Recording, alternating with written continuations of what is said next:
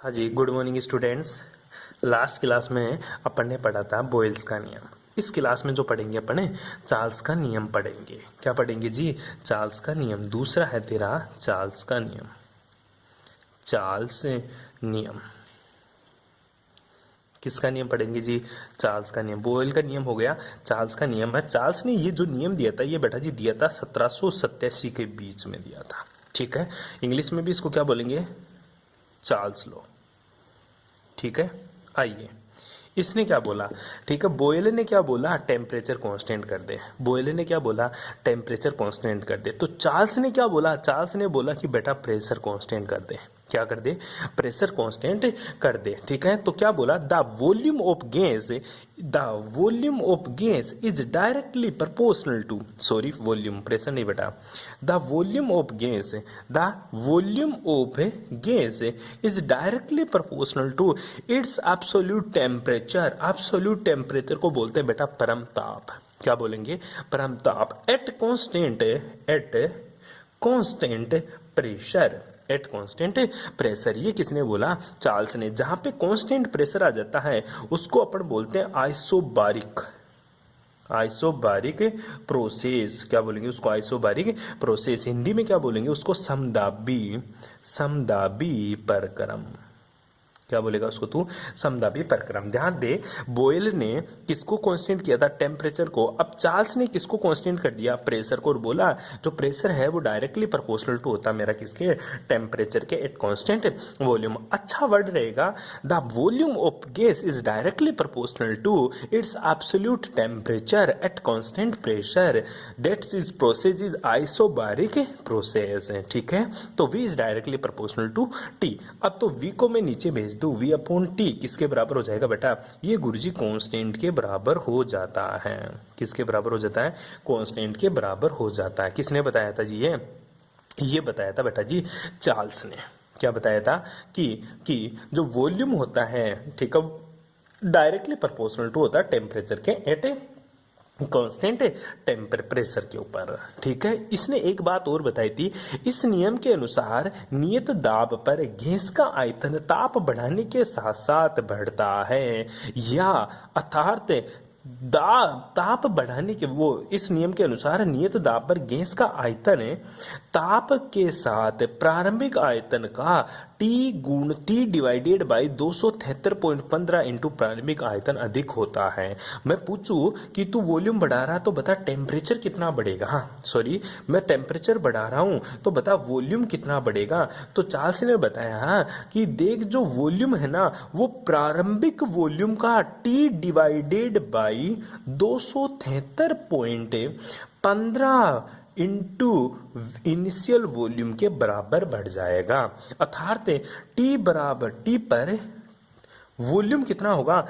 T पर volume होगा VT equals to V naught, प्रारंभिक वॉल्यूम तो रहेगा, इसके साथ T upon 273.15 into V naught के बराबर मेरा वॉल्यूम बढ़ जाएगा।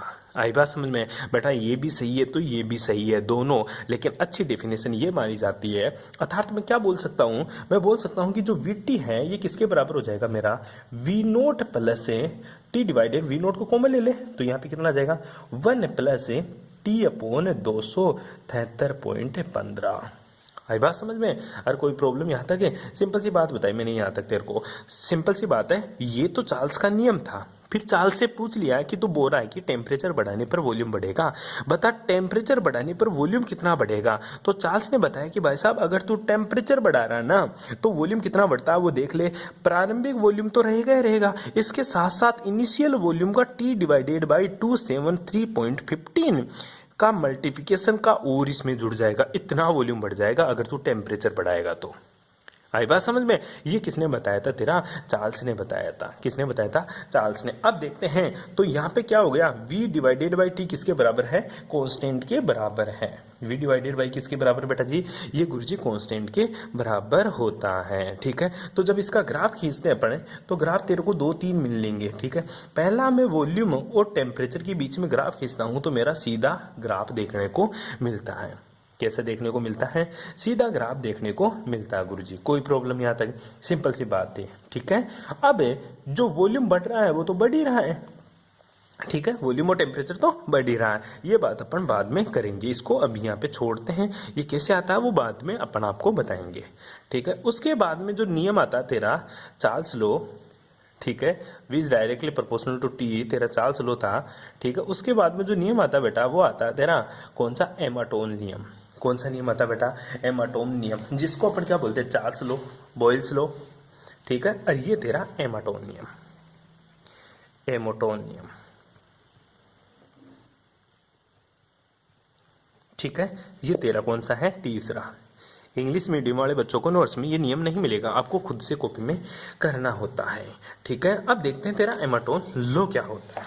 पहले सिंपल सी बात करें, एमाटोन ने बताया यदि इसको बोलते हैं, ठीक है, एमाटोन ने क्या बताया था, ठीक है, एमाटोन ने बताया था द द द टेम्परेचर या pressure is directly proportional to T at constant volume, at constant volume. ये एमाटोन ने बता दिया। चार्ल्स ने किसको कांस्टेंट किया, प्रेशर को, इसने किसको कांस्टेंट कर दिया, वॉल्यूम को कांस्टेंट कर दिया। किसको कांस्टेंट कर दिया बेटा, वॉल्यूम को, अर्थात पी अपॉन टी किसके बराबर हो जाएगा गुरुजी, वही मेरा कांस्टेंट के बराबर। और जो मैं ग्राफ खींचूंगा पी और वी के बीच में, तो वही क्या आ जाएगा, डायरेक्ट लाइन हो जाएगी, पी और टी के बीच में डायरेक्ट देखने को मिलता है जी।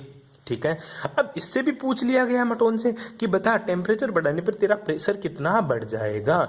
तो टेम्परेचर बढ़ाने पर प्रेशर कितना बढ़ेगा इसने भी बता दिया, P T equal to P naught plus वही बात जो चार्ल्स ने बताई, टी अपॉन 273.15 का पी नोट गुणा इस टेम्परेचर बढ़ जाएगा, मेरा प्रेशर बढ़ जाएगा। आई बात समझ में। फिर इसने भी कॉमन ले लिया, ठीक है, पी टी बराबर क्या लिख दिया, पी नोट कोष्टक 1 प्लस टी अपॉन 273.15। ठीक है, इस तरह से तेरा एमाटोन ने भी बता दिया। आई बात समझ में।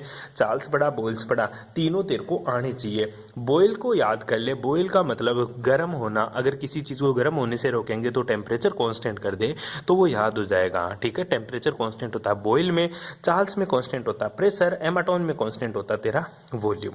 ठीक है बेटा जी। इसके अलावा आप और पढ़ते हो किसका नियम, पहला बॉयल्स का नियम, चार्ल्स का नियम। ठीक है, इसके अलावा आपको और देखने को मिलता है एक अवोगाद्रोज लॉ।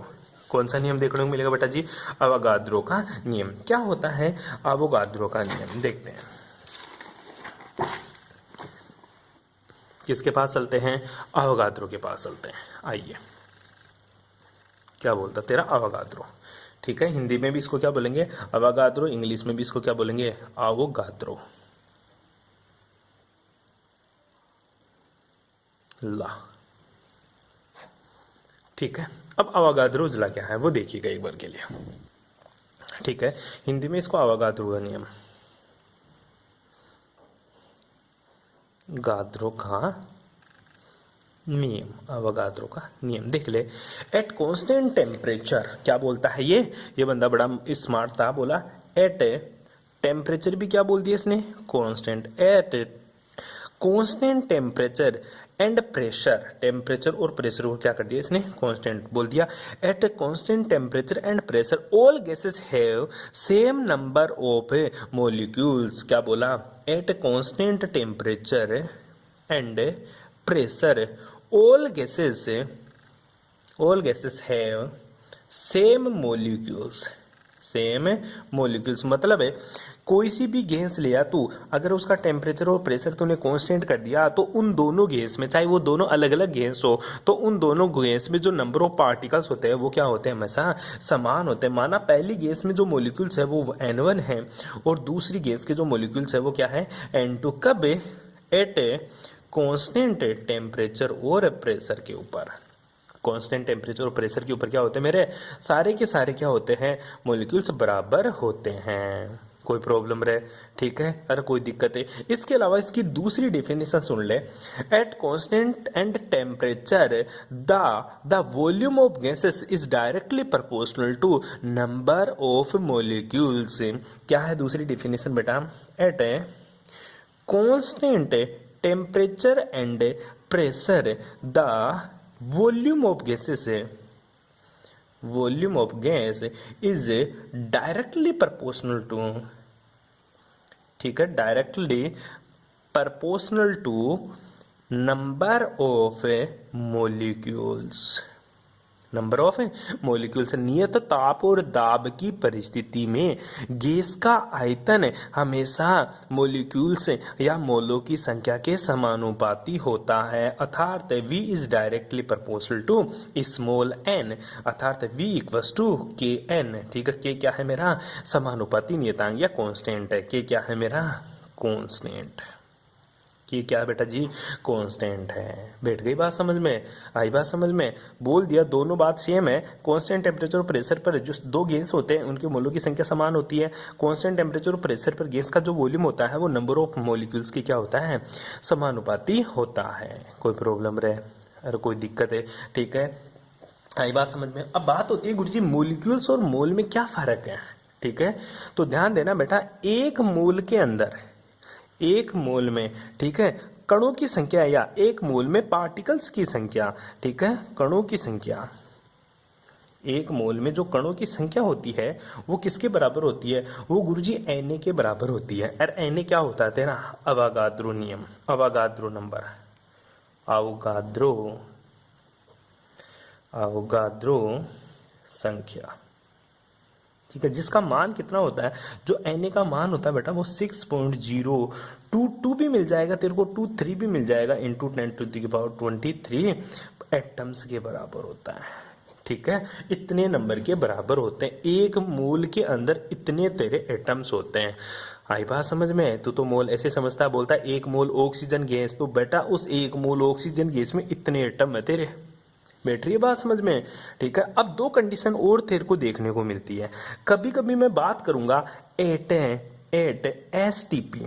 ठीक है, एसटीपी का मतलब क्या होता है बेटा, एसटीपी का मतलब होता है sir standard temperature and pressure, standard temperature and pressure. अब बात आती है स्टैंडर्ड टेम्परेचर किसको मानते हैं, स्टैंडर्ड टेम्परेचर अपन मानते हैं बेटा जी 298 केल्विन को। किसको मानेगा तू 298 केल्विन। और स्टैंडर्ड जो प्रेशर होता है ना वो तेरा 1 एटीएम होता है। कितना होता है 1 एटीएम। तो मैं तेरे को बोलूं एसटीपी, तो तेरे दिमाग में घुस जाना चाहिए कि स्टैंडर्ड टेम्परेचर है 298 केल्विन और प्रेशर है 1 एटीएम। ठीक है, तो गुरुजी वॉल्यूम कितना होगा, स्टैंडर्ड टेम्परेचर और प्रेशर पर हमेशा गैस का जो आयतन है, गैस का आयतन या वॉल्यूम ऑफ गैस है वो कितना होता है, वो होता है गुरुजी 22.7 लीटर, 22.7 लीटर होता है। कब एसटीपी पे। ये तेरा जो 298 केल्विन टेम्परेचर है ये बेटा है क्या एक्चुअल में, ये गुरुजी मेरा है 25 डिग्री सेल्सियस की बात कर रहा है ये।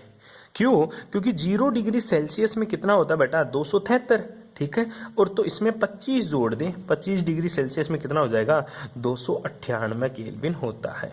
ठीक है, ये आपको ध्यान में रखना है। तो 1 एटीएम 22.7 लीटर के बराबर होगा। स्टैंडर्ड टेम्परेचर के ऊपर गैस का ताप 298 केल्विन, गैस का दाब 1 एटीएम और गैस का आयतन 22.7 लीटर होता है। ठीक है, दूसरी कंडीशन में दिखाता हूं तेरे को, कहीं कहीं बुक में मिलता है 8 एनटीपी, एट नॉर्मल, क्या है बेटा eight normal temperature and pressure. Normal temperature जो तेरा मानता है वो नॉर्मल टेम्परेचर मानता बेटा 0 डिग्री सेल्सियस, अर्थात 273 केल्विन। कितना बेटा 273 केल्विन मानता है किसको, नॉर्मल टेम्परेचर को। और प्रेशर किसको मानता है गुरुजी, जो प्रेशर होता है नॉर्मल टेम्परेचर वो बेटा होता है 1 बार के बराबर है। किसके बराबर, 1 बार के बराबर होता है तेरा। ठीक है, तो 1 मोल गैस का आयतन कितना हो जाएगा, यहाँ पे 1 मोल जो गैस का आयतन है वो हो जाएगा बेटा 22.4 लीटर। कितना होता है 22.4 लीटर। तो ये कंडीशन आपको पता होनी चाहिए। At STP standard temperature pressure gas का जो आयतन होता है वो 22.7 लीटर होता है। एट नॉर्मल टेम्परेचर प्रेशर पर जो गैस का आयतन होता है वो 22.4 लीटर देखने को मिलता है। कोई प्रॉब्लम जी, अरे कोई दिक्कत बेटा जी, सिंपल सी बातें मैंने आप लोगों को समझाई है, छोटी छोटी बातें थी, आप कर सकते हो, अरे कर लेगा इसको। ठीक है, बाकी की बातें करेंगे नेक्स्ट क्लास में। Thanks for cooperation.